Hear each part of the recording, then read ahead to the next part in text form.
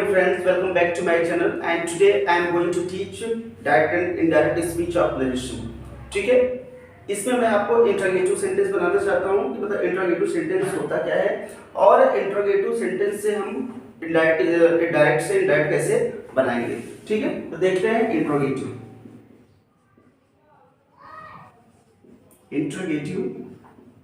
Sentence. Interrogative sentence का first rule ये है, यदि रिपोर्टेड स्पीच की शुरुआत किसी हेल्पिंग वर्ब से हो, यदि रिपोर्टेड स्पीच की शुरुआत किसी हेल्पिंग वर्ब से हो तो वह इंट्रोगेटिव का फर्स्ट रूल ही है। ठीक है, लेकिन ये अगर आप जानते हो तो ठीक है, नहीं जानते हैं तो बता दे रहा हूं। डायरेक्ट में दो चीज होता है, एक रिपोर्टिंग वर्ब होता है, एक रिपोर्टेड स्पीच होता है।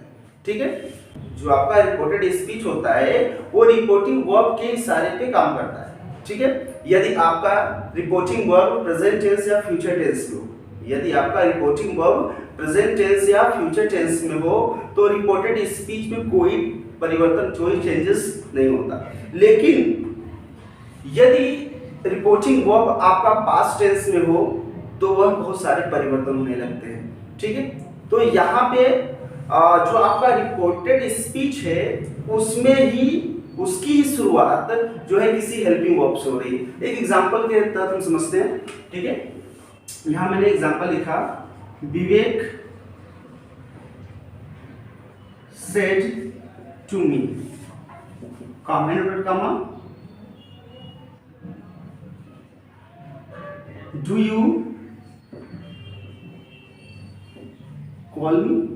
यहां देखिए आप, ये आपका जो है कामा इनवर्टेड कामा के जो बाहर वाला भाग है, बाहर वाले भाग को ही हम रिपोर्टिंग वर्ब करते हैं। यही आपका रिपोर्टिंग,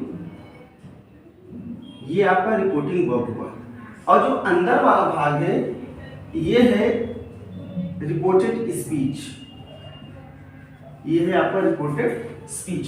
तो देखिए, जब रिपोर्टेड स्पीच की शुरुआत किसी हेल्पिंग वर्ब से, यहाँ पे do, does, did, is, are, am, was, were, shall, will, कुछ भी हो, ठीक है, तो हेल्पिंग वर्ब ही होता है वो अगर शुरू होता है। तो इंट्रोगेटिव हो गया ना ये, मतलब यहाँ प्रश्न पूछ रहा है कि डू यू कॉल मी, क्या तुम मुझे कॉल करते हो। ठीक है, तो यहाँ पे डू बोले तो helping verb.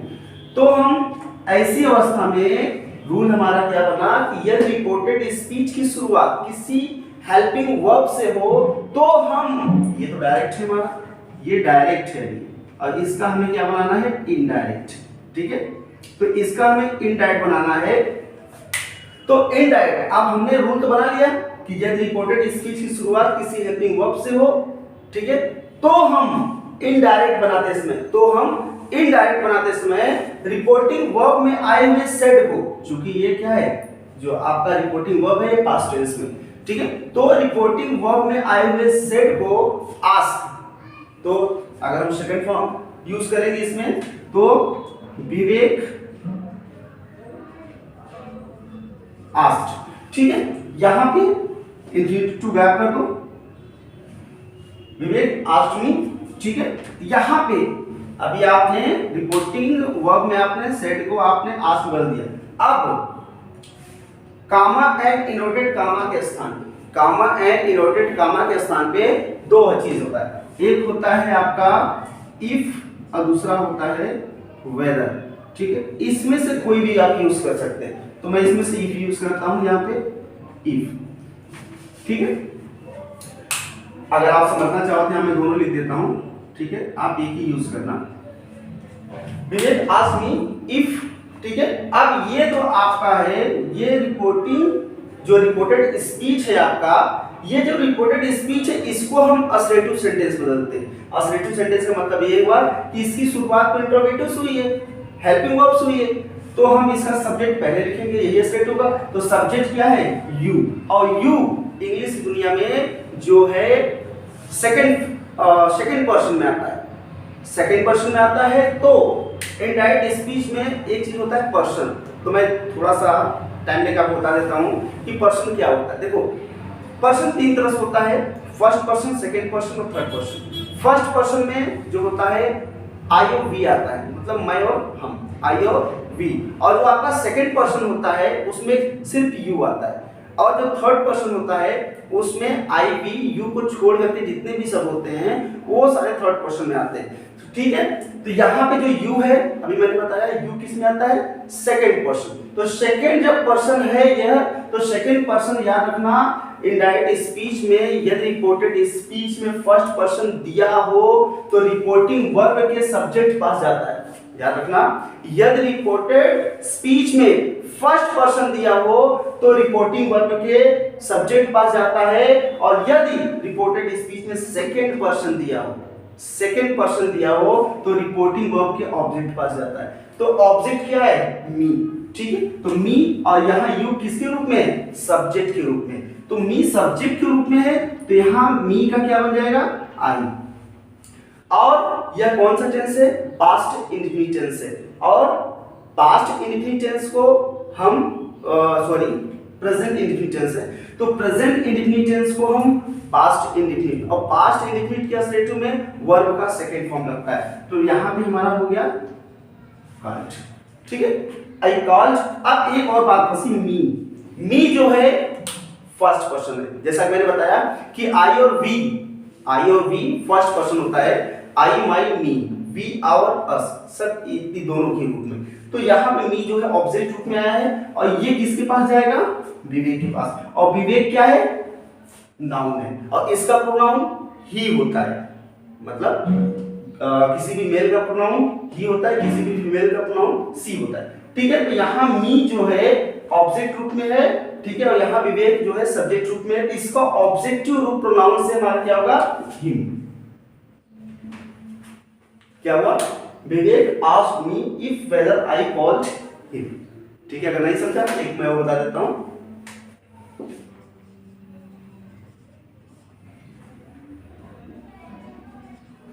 He told me, comma,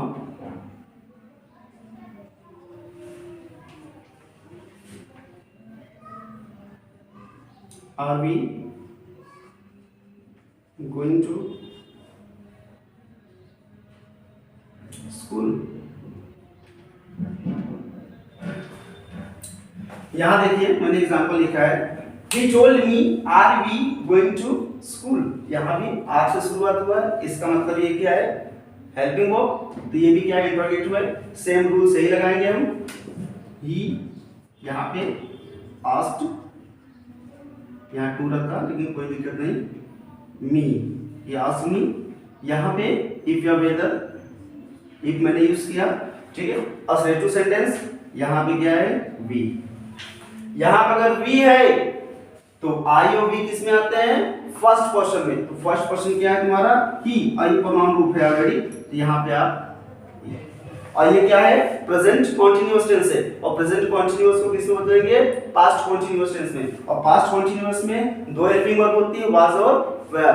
was और वर होता है तो जो है ये सब्जेक्ट आपका सिंगुलर है, इसलिए यहाँ पे वाज लग गया। He was going to school, ये आपका फर्स्ट रूल हुआ। ठीक है, अब इसी में मैं सेकंड रूल, इंट्रोगेटिव में का जो सेकंड रूल होता है वो होता है यदि रिपोर्टेड स्पीच की शुरुआत, यदि अभी तक किससे हुई, हेल्पिंग वर्ब से, लेकिन यदि रिपोर्टेड स्पीच की शुरुआत किसी क्वेश्चन वर्ड से हो, यदि रिपोर्टेड स्पीच की शुरुआत किसी क्वेश्चन वर्ड से हो तो हम इनडायरेक्ट बनाते समय रिपोर्टिंग वर्ब में आए हुए स्टेट को, तो हम इनडायरेक्ट बनाते समय रिपोर्टिंग वर्ब में आए हुए स्टेट को आस्क्ड भी बदलते हैं, जो आस्क है आपका सेम टू सेम रहने दो। और यहाँ चेंजेस क्या होने वाला है, जब आपकी शुरुआत रिपोर्टेड स्पीच की शुरुआत जो है किसी हेल्पिंग वर्ब से होती थी तो यहाँ पे आप इफ या वेदर यूज करते थे, लेकिन अब यहाँ की शुरुआत जो है किसी क्वेश्चन वर्ड से हो रही है। तो यहाँ मैं छोटा सा इसको मैं लिखता हूं, किससे हो रही है, किसी क्वेश्चन वर्ड से हो रही है। तो जैसे मैं लिखता हूं, he said comma inverted comma, why are you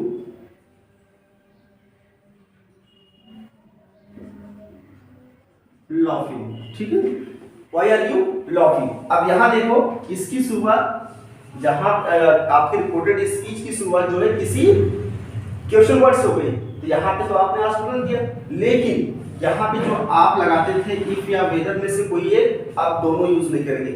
आप इसी इंट्रोगेटिव को, आप इसी क्वेश्चन वर्ड को आप यहाँ पे यूज कर देंगे, ठीक है। तो यहाँ पे देखिए ही आस्क्ड, यहाँ पे वाई है, तो यही चीज यहाँ पे आप लिख दो वाई। अब इसे असरेटिव सेंटेंस बदलना है, तो असरेटिव का रूल क्या होता है, सबसे पहले सब्जेक्ट, और सब्जेक्ट क्या है, यू। लेकिन बात अब प्रॉब्लम क्या गई यहाँ पे, बहुत बड़ी प्रॉब्लम ये है कि रिपोर्टेड स्पीच में हमारा सेकंड पर्सन दिया है, रिपोर्टेड स्पीच में सेकंड पर्सन दिया है, लेकिन रिपोर्टिंग वर्ब में ऑब्जेक्ट ही नहीं है, लेकिन रिपोर्टिंग वर्ब में ऑब्जेक्ट ही नहीं है। हमने रूल क्या पढ़ा है कि यदि रिपोर्टेड स्पीच में सेकंड पर्सन दिया हो तो उससे हम इनडायरेक्ट में रिपोर्टिंग वर्ब के ऑब्जेक्ट के अनुसार बदलते हैं, ठीक है, लेकिन ऑब्जेक्ट है ही नहीं। तो अब उसके लिए हम क्या करेंगे, यहां जस्ट थोड़ा सा दिमाग लगाना है कि यदि रिपोर्टेड स्पीच में सेकंड पर्सन दिया हो लेकिन रिपोर्टिंग वर्ब में ऑब्जेक्ट न दिया हो, तो रिपोर्टेड स्पीच में आए हुए सेकंड पर्सन को अपने मन से बदलते हैं, मतलब कि कुछ भी आप यूज डोंट माइंड, कुछ बोलते हैं आई भी या कुछ भी लिखो, नहीं, आपकी मर्जी कुछ भी लिखो। तो मैं, अब मुझे क्या पता है क्या हो सकता है, तो मैं एक काम करता हूँ, आई आस्क्ड व्हाई, यहाँ मैं ही यूज करता हूँ। अब ये आप सोचेंगे ही मैंने यूज किया, हो सकता है उसने श्याम से कहा तो श्याम भी यहाँ पे सिंगुलर, मैं शी भी लिख सकता हूँ, मैं यहाँ पे आई भी लिख सकता हूँ, हो सकता है यहाँ पे मी हो। मैं कहने मतलब इस की आसाम, जब ऑब्जेक्ट नहीं तुम्हारे पास हो तुम कुछ भी लिख सकते हो, डोंट नेक्स्ट, ठीक है। तो इस, अब ये प्रेजेंट कॉन्टिन्यूअस टेंस है, तो प्रेजेंट कॉन्टिन्यूअस टेंस को हम पास्ट कॉन्टिन्यूअस टेंस में ले जाएंगे, तो यहाँ पे सिंगुलर, तो यहाँ पे लग जाएगा was, he was laughing, that's all. ये आपका इंट्रोगेटिव क्लियर हो गया है। अगर आपको पसंद आया है तो वीडियो को लाइक एंड कमेंट कीजिए। Thank you very much.